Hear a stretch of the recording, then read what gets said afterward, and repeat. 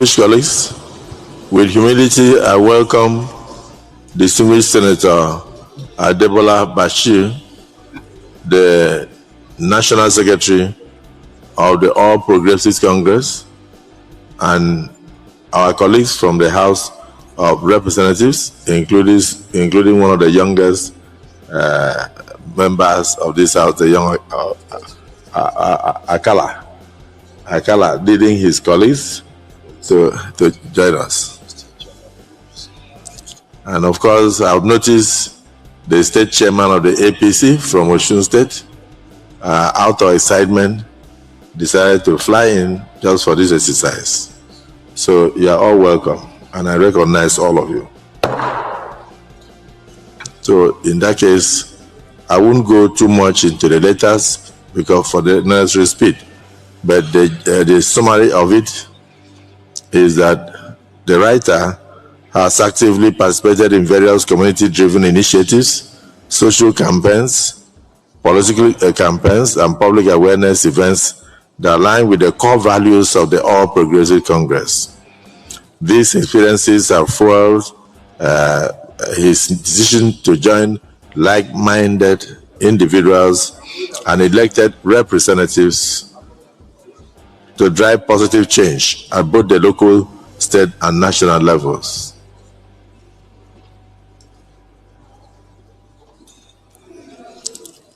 I promised to bring my wealth of experience to bear at ensuring the victory of the APC from top to bottom. This first letter is signed by distinguished Senator Francis Father Honsi, OFR. Distinguished Senator Father Honsi, OFR. Distinguished Senator Ani, please, this is a very important thing because as I speak, my voice is shaking. Senator Wadada, Distinguished Senator Ali, resume your seats. Please. The whip has spoken. Distinguished Senator Father Honsi, but let's not finish. Nuisance Lele.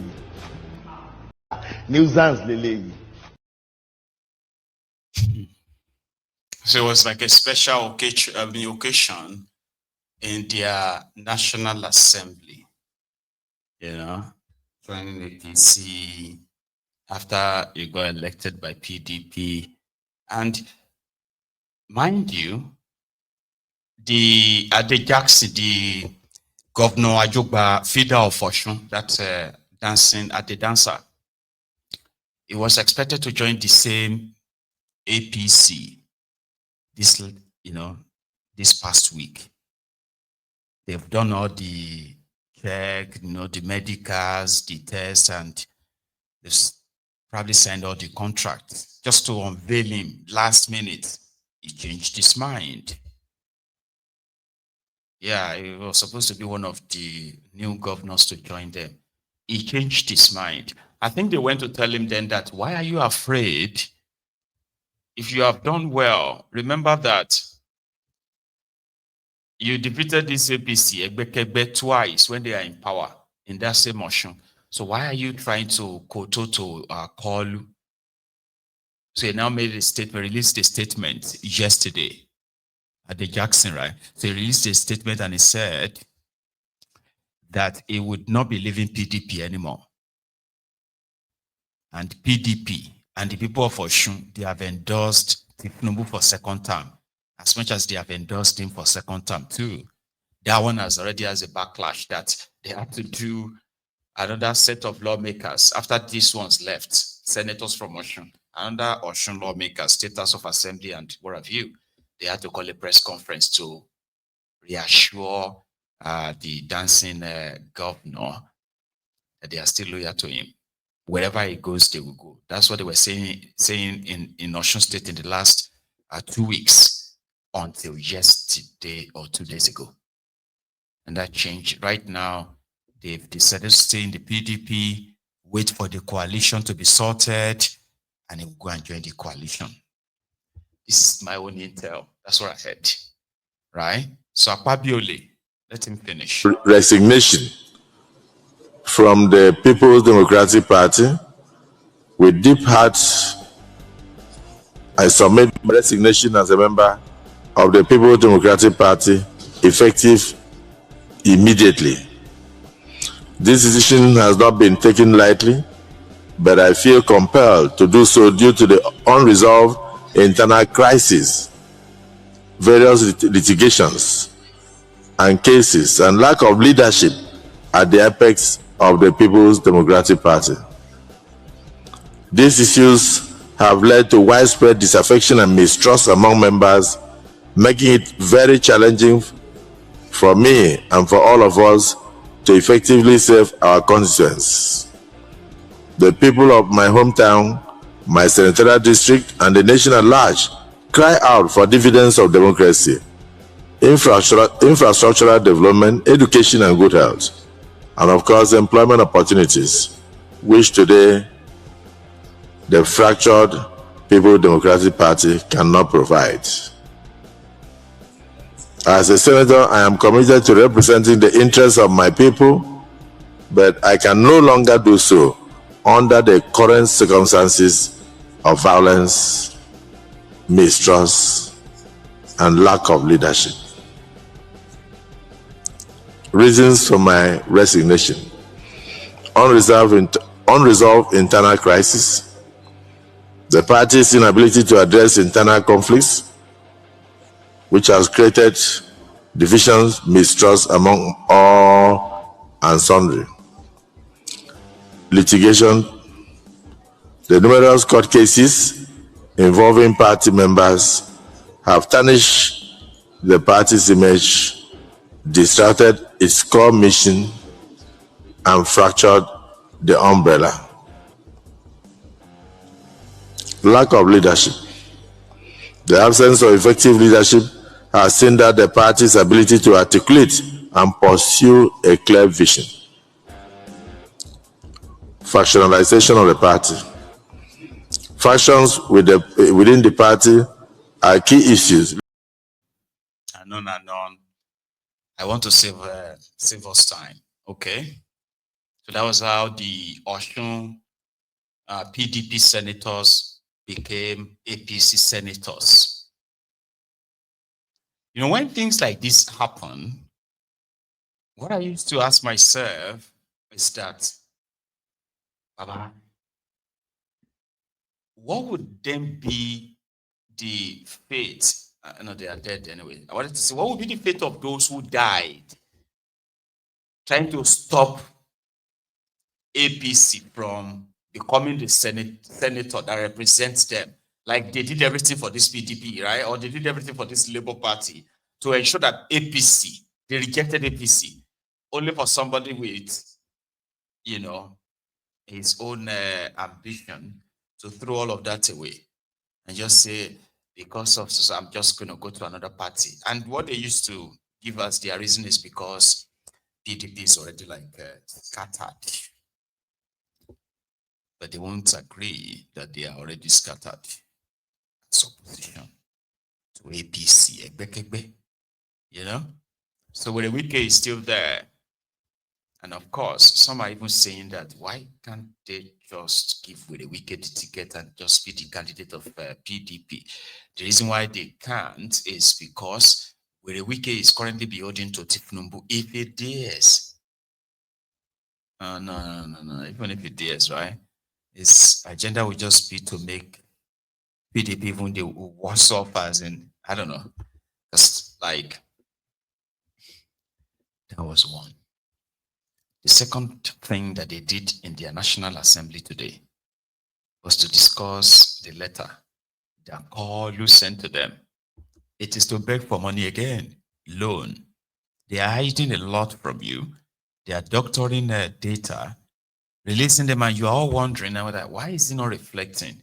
How come it's not reflecting in your, in the economy? All this money they are announced, all this, why are they not reflecting? Because they are voodoo, they are lies. Koolu's letter begging for another loan. House of Reps. Honorable colleagues, we have an announcement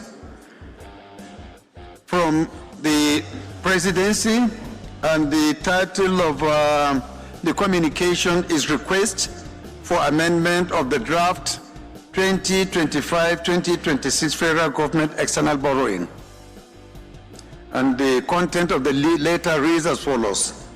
I have the honor to respectfully convey for Your Excellency's kind consideration the need to effect certain amendments to the 2025-2026 Federal Government Borrowing Plan, earlier forwarded to the National Assembly, to ensure the borrowing plan is consistent with the specific terms of financing arrangements made or proposed to be made by the federal government. Specifically, you may wish to know that in connection with 1, the Lagos-Calabar Coastal Highway project, the total loan size for the Section 1 of Phase 1 of the project is $747 million, as opposed to the 700 million US dollars stated in the draft borrowing plan. This is because as of the time of transmission of the plan to the National Assembly, the lead arranger for financing only had financing commitments of up to $700 million from lenders. The shortfall in the financing was covered ultimately by export credit agencies. This therefore necessitated the request to amend value of the financing for the project to ensure it aligns with the loan size agreed in the finance document for the project. And 2, the Nigerian Universal Communication Access Project, a landmark telecommunication infrastructure project targeted at bridging the digital divide through the deployment of 7,000 telecommunication towers across undeserved and unserved communities in Nigeria, and pivotal to advancing the government's renewed hope agenda and accelerating sustainable economic growth and development. This critical project was inadvertently omitted in the computation of the borrowing plan, and its omission will cause significant harm to public interest. Total facility of the project is USD $300 million. 3, the summary of the breakdown is as follows. Nigeria Universal Communication Access Project, the financing institution will be China Exim Bank, and the amount will be $300 million US dollars. 2, Lagos-Calabar Coastal Highway Project, additional financing. The financing institution will be export credit agencies, and the amount is $47 million. So the total will be $347 million. 4, the proposed funding model offers significant advantages by leveraging on long tenure, low interest facility aligned with Nigeria's fiscal sustainability objectives. Furthermore, the projects were selected based on positive economic evaluation as well as the expected contribution to the socio-economic development of the country, including employment generation, skills acquisition, support for the emergence of more entrepreneurs, and poverty reduction. Lastly, inclusion of these projects in the National External Borrowing Plan will enable financial closure and timely implementation. In accordance with the Fiscal Responsibility Act 2007, we respectfully seek the approval of the National Assembly for the amendment of the 2025-2026 External Borrowing Plan to include the aforementioned projects and enable the Ministry of Finance to proceed with the financial arrangements and implementation timeline. Please accept, distinguished Honorable Speaker, the assurances of my highest regards. Signed. Nigeria is so corrupt. I regret the day I was born in this country. It's unfair. This is unfair now. This is unfair. Nigeria is so. It is so unfair. Now, listening to the content of that letter, and then the overall summary of it is that Koolu wanted to take $347 million. That's the summary. What for? Well, from what we all heard him read earlier, $300 million loan will be used to upgrade telecommunication towers. They will build 7,000 telecommunication towers. Your help, maybe you. Sorry, I have to say it in Yoruba. I need your help here. Now the federal government, they build telecommunication towers in Nigeria. I build the telecommunication companies. I know there will be like the NCC tower somewhere, Abi, and I don't think they would have to build 7,000 of that with a $300 million loan. Nigeria is making more money now, they told you, Abi. Tifnumbu's local government, they are sharing more money now. There's more money in the foreign reserve. And you believe them. But here we go. 300 million naira to build an imaginary telecommunication tower to improve communication in underserved areas. Abi, help me now. Every MTN, Abi, Econet, Abi, what do they call it?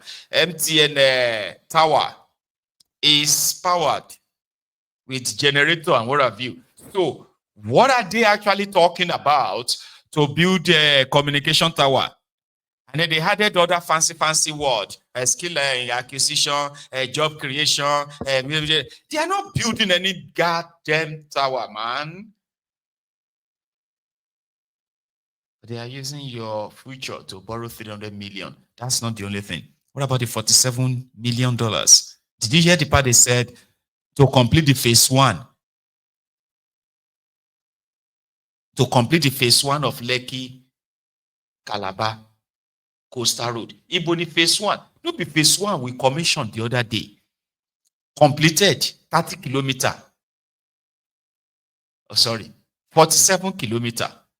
Only for us to realize that, in fact, out of the 47 kilometers that they called phase one, only 30 kilometers is actually like that has received any sign of any construction. From that, only 15 kilometers has been completed.